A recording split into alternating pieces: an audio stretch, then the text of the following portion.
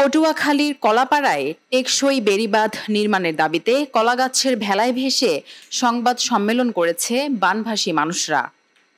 সোমবার বেলা ১১টায় উপজেলার ধানখালী ইউনিয়নের পশ্চিম লোন্দা গ্রামের টিয়াখালী নদীর তীর এলাকায় এ সংবাদ সম্মেলন অনুষ্ঠিত হয়।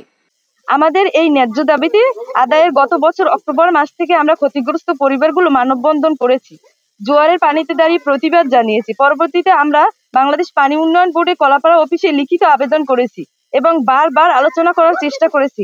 আমরা জানতে পেরেছি গত বছর আমাদের বেড়িবাঁধের জন্য প্রয়োজনীয় বাজেট নির্ণয় করে উপরস্থ দপ্তরে প্রস্তাবনা পাঠানো হয়েছিল। প্রায় ১ বছর হয়ে গেলেও এখন পর্যন্ত বেড়িবাঁধ নির্মাণের কোনো উদ্যোগ গ্রহণ করেনি। এই পরিস্থিতিতে আজকে আমরা কলা গাছের ভেলায় বেশি এই সংবাদ সম্মেলনের মাধ্যমে টেকসই বেড়িবাঁধ নির্মাণের জোর দাবি জানাচ্ছি।